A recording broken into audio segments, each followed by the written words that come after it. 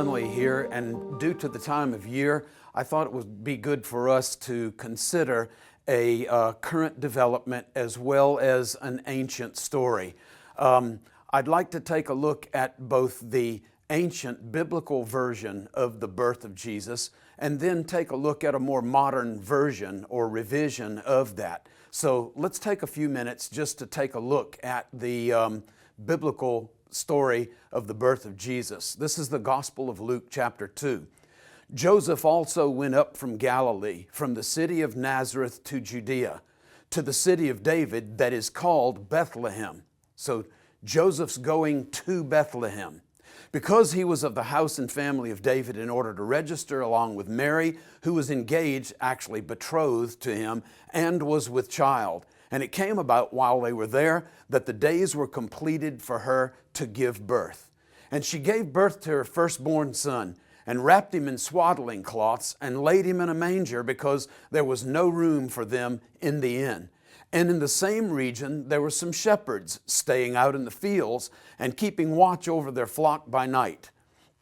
And the angel said to them, "Today in the city of David," not near, not beside, not close to, but in the city of David, "there has been born for you a Savior, who is Christ the Lord.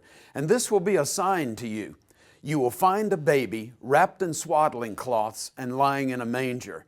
And the shepherds began saying to one another, "Let us go straight to Bethlehem," not near, beside, close to, but to Bethlehem then, "and see this thing that has happened, which the Lord has made known to us." And they came in haste. They found their way to Mary and Joseph and the baby as he was laying in a manger. So just real quick, because this is a real story set in real places in real time. Here you have a picture on the screen of the city of Nazareth. Today, the city of Nazareth is gigantic. It's about 22,000 people strong. But in Jesus' day, there was a little tiny town of Nazareth that was about 400 people strong. This is the Church of the Annunciation that I'm circling with my cursor, and it marks the spot of the appearance of the angel Gabriel to Mary, making the announcement that she was going to be the chosen vessel through whom the Messiah would be born. Now, if you go looking north, if you go to the brow of the hill that Nazareth is built on, there is behind it, north of it, a large valley. It's called the Beit Netophah Valley. It's actually mentioned in the Bible. And if you look at the very edge of this picture here, on the far side of the Beit Netophah Valley is a little mound on which a first century village set, which is called Cana of Galilee, mentioned in John chapter 2, where Jesus, just 9 miles from his place where he was raised in Nazareth, 9 miles north of there, where Jesus worked his first miracle. So this is a real town, and they go from a real town to another real town, to Bethlehem in Judea, about 60 miles to the south of Nazareth. And here in this cross-shaped church, under that roof lies the Church of the Nativity, where Jesus was born, presumably in a cave. And if you look beyond Bethlehem to the east, there's the edge of the modern city of Bethlehem, and this whole area back behind in the background is the Judean wilderness, or the wilderness of Judah. If you look in the foreground, again, here's the Church of the Nativity, there is what is called Manger Square, where you get all kinds of pictures, visuals, the eve before Christmas of Nativity Square. And so these are real places, real time, real events, no legend, no myth, and in the Gospel of Luke, a very stripped down version. Let's compare that to a more recent version of the birth of Jesus. And I have referred to it as the myth of Migdal Eder. You may have heard of it. It's all over the place in movies and in sermons. It's all over the internet in posts and forwards that you get. It's in email messages that you get from friends. And let's take a look at the modern version and compare that to the ancient version. What we're told in the more recent version of the birth of Jesus is that these shepherds that show up in the Gospel of Luke chapter 2 are not just normal shepherds, but they're actually priestly shepherds dispatched from the temple to take care of specific flocks, and they were the only flocks that were allowed to be raised in the entire land of Israel, and they were for the purpose of sacrifice in the temple. Because they were destined to be sacrifices in the temple, they had to be without blemish. And so as soon as they were born, according to this version of the story, the shepherds would swaddle these newborn lambs, and they would lay them in a manger for their own safekeeping so that they would not incur a blemish. They would swaddle these lambs with the worn out garments of priests that were then torn into shreds and used to wrap up the newborn lambs so that they wouldn't hurt themselves. And all of this is happening in an area that is called Migdal Eder, or the Tower of the Flock in Hebrew. And this is actually the place where Jesus was born. And all of that is the reason why the shepherds would have been able to very easily identify Jesus as the newborn Messiah. Where exactly does this new version of the birth of Jesus come from? It's definitely not the version that is quoted by Linus in Charlie Brown's Christmas, and one maybe that you haven't heard of before. If not, you probably will. When you do, you'll know how to interact with this. Where does that version come from? It seems to have originated about a century and a half ago in the writings of a scholar at the University of Oxford by the name of Alfred Edersheim. He wrote a book, actually two books that were eventually combined into one volume, called The Life and Times of Jesus the Messiah. I've shown on the screen the older version of this that you can get used on the internet for about $6, and then a newer version that you can get for about $20. This is what Edersheim says, and this is where the myth begins about 150 years ago. The Messiah was to be revealed from Migdal Eder, the Tower of the Flock. This Migdal Eder was not the watchtower for ordinary flocks which pastured on the barren sheep ground beyond Bethlehem, but lay close to town. Notice he's very clear about this. It's not inside of Bethlehem. It's not like Migdal Eder and Bethlehem are interchangeable or synonymous, but lay close to town on the road to Jerusalem. A passage in the Mishnah, says Edersheim, leads to the conclusion that the flocks which pastured there were destined for temple sacrifices, and accordingly, the shepherds who watched over them were not ordinary shepherds. So let's talk then more about this location of the birth of the Messiah, the birth of Jesus. Was it in the town of Bethlehem, or was it outside in an area that is known as Migdal Eder, or the Tower of the Flock? The story actually, at least for Edersheim, begins in Genesis 35:21. It says Israel, or Jacob, back in the days of the patriarchs, was journeying on and pitched his tent beyond the Tower of Eder, or in Hebrew, Migdal Eder. Well, this is amplified by a later commentary, sort of a paraphrase on the Bible that was written in Aramaic, called the Targum of Pseudo-Jonathan. And it says, Jacob spread his tent beyond the Tower of Eder, or Migdal Eder, the place from which it is to be that the King Messiah will be revealed at the end of days. So there's several problems with this. First of all, the Targum Pseudo-Jonathan probably didn't exist in Jesus' day and wouldn't for another couple of hundred years. As a translation from the original Hebrew of Genesis 35:21, it's an Aramaic paraphrase that probably didn't come into existence until sometime between the 2nd and the 5th centuries AD. Another problem with the use of this particular passage is that it says very clearly, at the end of days. So this is not a reference to the birth of the Messiah, it's a reference to the Messiah's appearance at the end of human history, at the end of time. So chronology doesn't exactly match the Gospel of Luke. This is a reference to the end of time. We would say the second coming or the return of Jesus rather than his birth as a baby.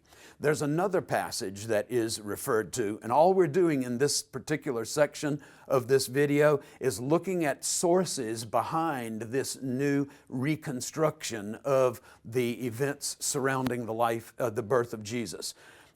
Micah chapter 4, verse 8 is a passage that not Edersheim, he doesn't refer to this, but those who build on his work, those who are still adding to the legend today, will refer to Micah chapter 4, verse 8. Let's take a look at it.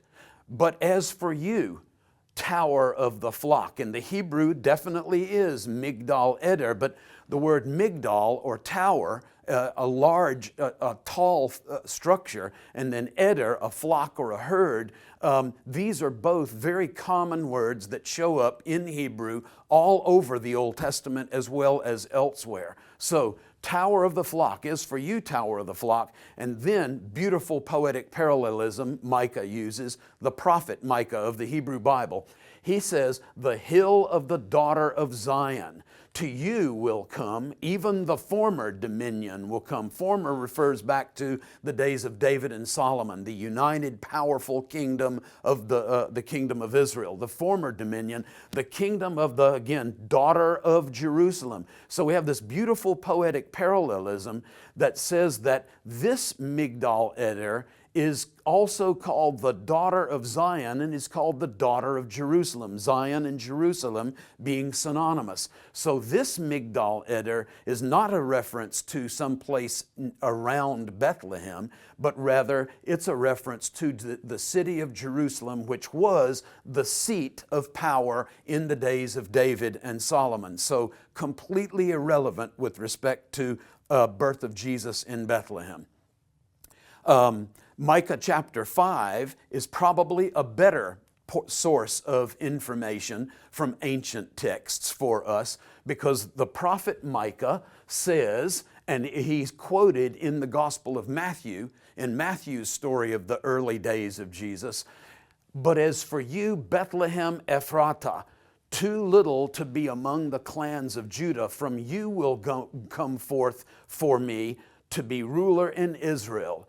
His goings forth are from long ago, from the days of eternity. So according to the biblical prophet Micah, quoted by the Gospel of Matthew and applied directly to Jesus, Jesus' birth is supposed to be in Bethlehem, not in some other place, whether Migdal Eder or another place. Let's address another issue in this more modern version of the birth of Jesus. Were there actually priestly shepherds present in the area surrounding Bethlehem? And were they actually raising sacrificial flocks that were the only flocks allowed to be raised in the land of Israel in Jesus' day? Back to Alfred Edersheim, the original source of this new birth narrative. In fact, says Edersheim, the Mishnah expressly forbids the keeping of flocks throughout the land of Israel, and the only flocks otherwise kept would be those for the temple services, for sacrifice in the temple, he means. And accordingly, the shepherds who watched over them were not ordinary shepherds. So, three things real quick. Not an ordinary flock, not ordinary shepherds, and this was the only flock that was allowed to be kept in the land of Israel, because they were supposedly, according to Edersheim, providing sacrificial animals for the altar in the temple in Jerusalem. Let's take a look at some non-biblical, some rabbinic passages from the material of the early rabbis that directly contradict this reconstruction. The Mishnah, if cattle were found in Jerusalem as far as Migdal Eder or within the like distance in any direction. So in 360 degrees around Jerusalem, the distance between Jerusalem and wherever Migdal Eder is, it's never been found, it's not a secure location, but in that distance all the way around Jerusalem, surrounding Jerusalem in every direction, it says that male animals, cattle, small animals, were deemed to be whole burnt offerings and females to be peace offerings. Rabbi Judah says it's fitting to be Passover offerings, and they must be deemed Passover offerings if they're found during the 30 days prior to Passover. So we're dealing with lost animals, animals of unsure ownership. And so these then, when they are found, are to be ceded over to control of the temple and to be used in things like not just Passover offerings, but as whole burnt offerings, and females can be used. And so this particular passage is not saying that there were shepherds and special flocks in the area of Migdal Eder exclusively that were intended for temple service. Instead, it says anywhere within that general area around Jerusalem, 360 degrees. The distance being, the Migdal Eder simply being used as a distance marker. Here's another text. One may, and this is also from the rabbis, one may not raise small domesticated animals in the land of Israel. Now this is where the whole idea of this was a unique flock and the only one that was being raised in the land of Israel. But take notice that that's not what the rabbis say. Here's the particular prohibition forbidding the raising of small domesticated animals, but one may raise them in Syria and in the wildernesses of the land of Israel. Here's another text. The rabbis say one may not raise small domesticated animals in the land of Israel except for, and then there are some exceptions, one may raise them in the forests of the land of Israel and in the wildernesses, plural by the way, of the land of Israel, and in the wilderness that is in Judah. So specifically the rabbis are telling us that it is allowed to raise small domesticated animals like sheep, goats, and the lambs and kids of those in the wilderness that is in Judah. That is directly relevant to our discussion because that is the part, one of the wildernesses of the land of the Bible that is directly connected to the city of Bethlehem. Here's another exception to the rule or problem for the current theory of Jesus' birth. In rabbinic literature again, Rabban Gamliel or Gamaliel's students, this is the Gamaliel of the book of Acts, so this is first century stuff. They asked Rabbi Gamaliel, what is the rule for how you live your life, the halakha, with regard to the raising of small domesticated animals in the land of Israel? And Gamaliel says it is permitted. So not all rabbinic authorities forbade the raising of certain animals. And according to these earlier texts that we looked at, there are all kinds of places, forests, wildernesses, etc., all around the land of Israel, including, most especially and most importantly, the wilderness directly adjacent to Bethlehem, where it was completely acceptable, totally permitted for the raising of animals, and not just animals for sacrifice and by special shepherds and stuff like that, which those texts never even mentioned. So what about the next problem? The swaddling of lambs. And I'm going to do for the second time in my whole life what I've always said I wouldn't do, and that is to quote myself. There is an article, and you're welcome to take a look at it. We'll show you where it can be found.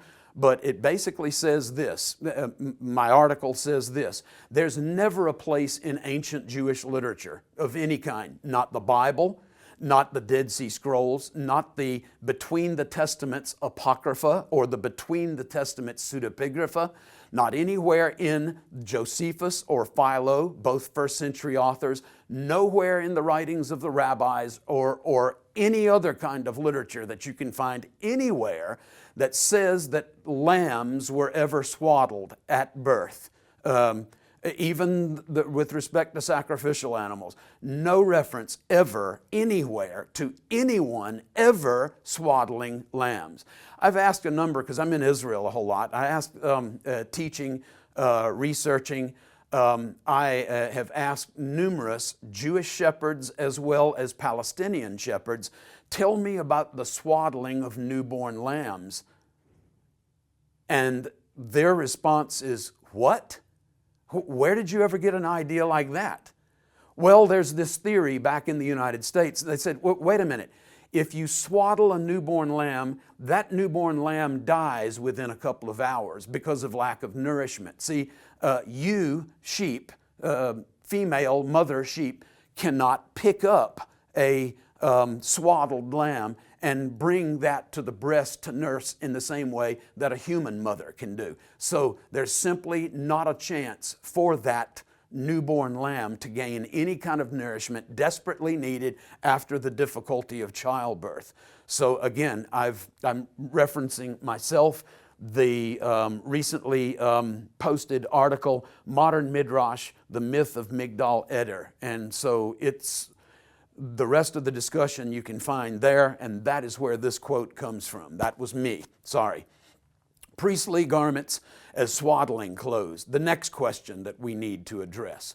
Is there a place, is there evidence that demonstrates or that supports this assertion in the new birth narrative, the new version of the birth of Jesus?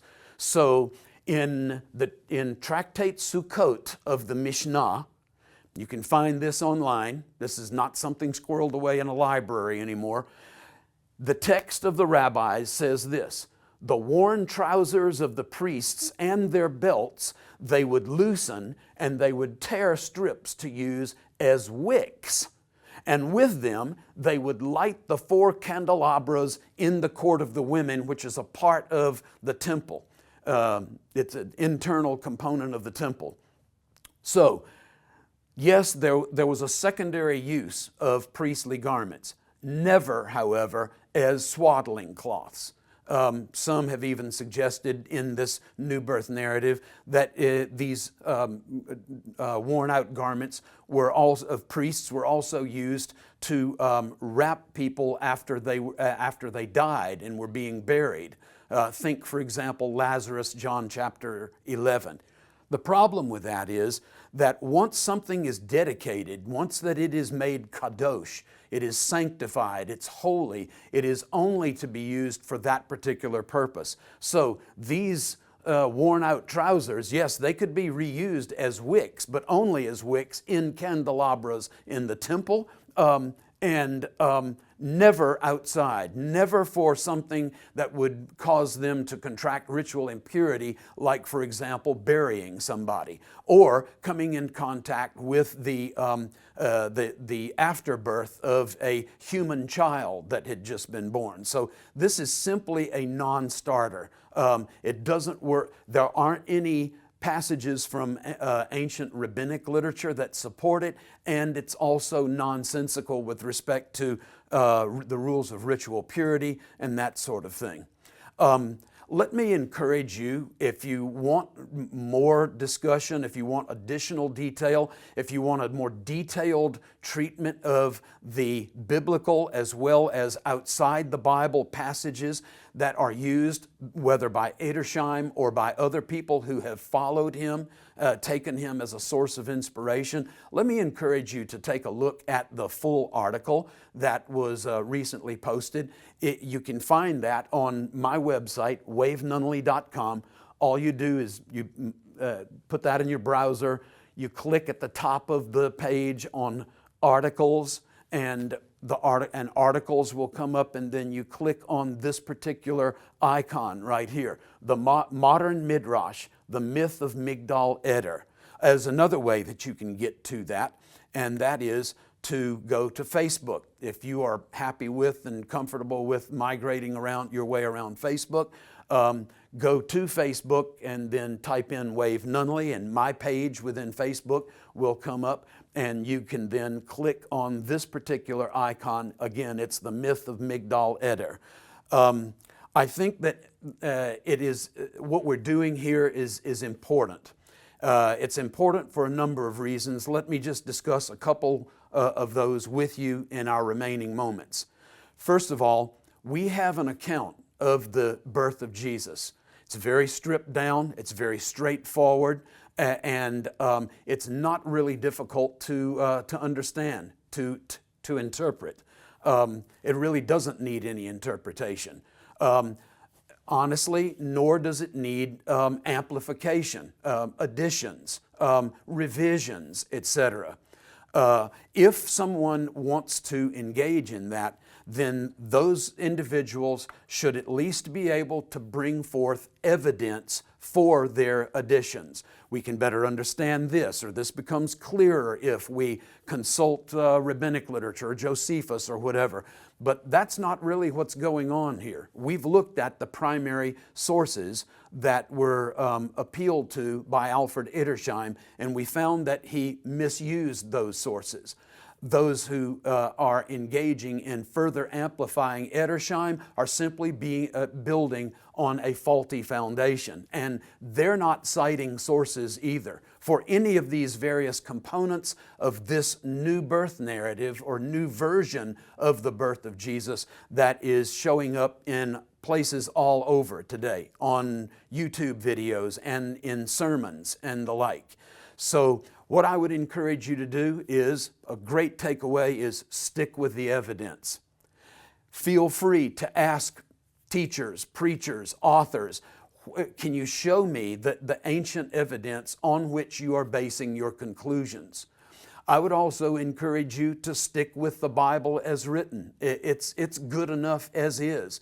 It's a beautiful story. It's also grounded and rooted in historical reality, in geographical reality, in cultural and linguistic reality. And we do this kind of stuff all the time here in this studio.